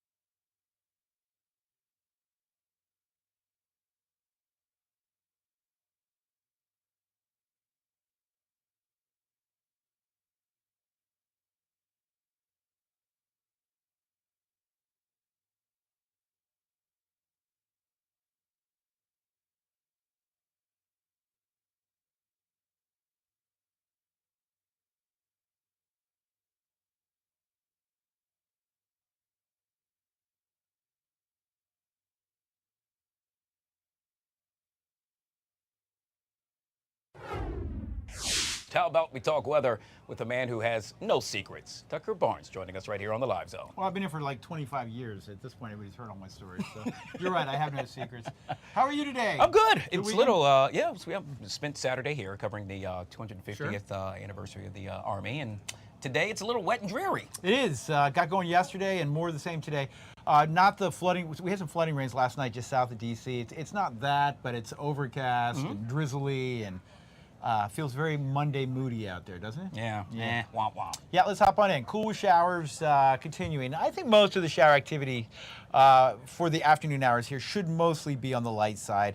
Kind of mist and drizzle will linger into the evening hours, however. And it's cool out there, Guy. We should be in the mid-80s for daytime highs, and we're getting the hottest time of year. You know, summer arrives on Friday. Oh, wow. Really? Yeah. Okay. So, you know, this is not typical of the last days of spring, but it's chilly. 64 degrees in Washington at this hour. That number has budged 1 degree since 5 a.m. Oh, gosh. About 70 this afternoon, and you can see the light rain showers lingering. Northern Maryland. None of this stuff's very heavy. It's not going to add, you know, if you got a rain bucket or you know you're keeping track of the rain at your house, it's not going to add a lot, but it'll be enough that, you know, the windshield wipers got to get turned on. We've got a northeast wind. You get the winds off the ocean, and sometimes we get what we call CAD, cold air damming. Ah, learned something new today. Yeah, and so the cool air for this time of year coming off that ocean parks up against the mountains, and we get moisture and light rain and drizzle, and that's what we're dealing with this afternoon. We'll continue to deal with that for the next 24 hours. It is a brighter forecast looking down the road, and I'll show you the 7-day here in just a moment, but 72 this afternoon, and again, very cool for this time of year. Showers and drizzle will linger through the evening hours. We get up with clouds tomorrow. I do think we'll get some afternoon sunshine tomorrow and be a little warmer, 83, and then not officially summer Wednesday and Thursday, but it'll feel like it with highs near 90. Wow. And a late day thunderstorm, of course, that's Juneteenth, that's holiday, and maybe some late day storms. And then we will be looking at what should be a nice weekend. Dry weekend, but a hot weekend. And I just want to give you a heads up. Next week, we'll continue to revisit this. We could have our first mid to upper 90s of the year. Oh, gosh. Wow. Which is more reason for us to enjoy a day like today when it's cooler. Exactly. Why you can. All right, good stuff. Tucker Barnes with all things weather right here on the Live Zone. Guys, if you haven't already done so, make sure you download the Fox local app. That way you can take your weather on the go. All right, Cecilia now joining us on the Fox 5 Live Zone as we get set for Lion tonight, beginning at 7 o'clock right here on Fox 5. Happy Monday, Cecilia. Happy Monday. You ready? Back at it. Always ready, Guy. All right, yeah, we're going to have a good show. By the way, I love bringing you on, but especially Mondays because I happen to be on that. Excited because Guy is joining us tonight. I'm going to be on the show as well, so it's really cool. All right, so one of the topics we will discuss happens to be this Joey Chestnut guy. Yes. Okay. Now, if you've heard my husband talk, which I have, Joey Chestnut is arguably the most successful athlete of our time because he wins so every funny. year. So if you recall last year, after his million-year winning streak of winning the Nathan's hot dog eating contest in Coney Island, he had some partnership with a plant-based hot dog company. I remember that. So they banned him from the competition. Yeah. Well, now he is back this year, Oh. baby. They have made amends, and he is going in. But here's my question, Guy. I don't know if you've ever watched this competition. I feel like I have once or twice, and every year I'm like, God, why is this a thing? I feel like maybe I see it on TV at a bar, and I'm like, Yeah. I don't want to watch this. So I don't know, but people really get excited Yeah. and they tune in for it. We want to see a train wreck. Who doesn't want to see a train wreck? And in this case, we don't, well, can I say, we don't necessarily want to see it going in, but perhaps getting sick and coming out, you know? I don't know. It's meant for great TV. It's great TV. You know, and I wonder though, now that he was eating, let's say, hot dogs, and they happen to be what, with a beef or chicken or pork, whatever they were. And so Everything. then he switched to vegan. Yes. But have you ever noticed that when you go back to, like, say, eating meat, your Some stomach people- doesn't yeah. really just do too well? Yeah, oh, I wonder how that first day of training was. Ooh. Ouch. Yeah, wouldn't want to be near him, no. which will lead us to our next topic that we will That's a good discuss tonight. segue. Hey, yeah, that's why they pay me. In this case, we're talking about toilet flowers. What is this all about? Yeah, so they're calling them bouquets, Guy. And essentially, I think I'm going to blame it on the Instagram, Pinterest aesthetic taking over. So now what people are doing is they're taking the top of the toilet tank off in their bathroom. Okay. And they are filling the tank because it's filled with water. They're putting fresh flowers there. So now when your guests come in to use your restroom, instead of seeing a, I don't know, functional toilet, they are Wow. seeing a bed of fresh flowers. Interesting. Now, experts are saying this is going to mess up your plumbing, but as we've learned on social media, we just don't care. We are That's a pushing good forward point. with the flowers. So, so many questions. Okay. It does look pretty. I'll give them that. So I recently, well, I'm in a newer apartment, right? And so, but still, when you take the top portion off of the toilet, the inside isn't like, let's say, too appealing. No. Well, that's why we're covering it. We're taking off the cover to cover it with something But when you else. flush it, the water decreases, which means the inside of the tank, if you will, is still exposed, is it not? That's such a good point, It's Guy. just so I wasn't weird. thinking Wow. about it. I don't know, but this is what they're doing nowadays. Okay. Well, I'm excited to talk about this. Personally, I get those little blue droplet things, and I double them up. I mean, it's just something about me seeing blue when I flush the when I flush the toilet. It just makes me really happy for some reason. So, all right. So, who are the characters joining us tonight? Jim is going to be hosting, of course. Okay. Marina, Uh-huh. yourself. I And can't we've wait. got Pete Bergen, who is a local comedian in the DMV. He's been on once before, and we're happy to have him back. Yeah, he's a good guy. I'm really excited about this. So I can't wait to hear what he has to say, specifically when we're talking about toilets. That can, Bouquets. yeah, let's just hope that segment doesn't go down the drain. Hey! Cecilia, with all things we will cover tonight online beginning at 7 o'clock. By the way, if you haven't already done so, and I know you've done this, make sure you download the Fox Local app. I Absolutely. did it over the weekend for a second time. I have two cell phones. I did it on my other cell phone, and it's just really cool to get a chance to see all the things that we offer, all the information. And plus, if you're riding the Metro like I do a lot, that means you could watch us tonight while on the Metro. And Simply fun by fact, looking at every Glenn. time I go to an Airbnb and they have a smart TV, I add the Fox Local app. All right. The Take coming up next, right here on Fox 5.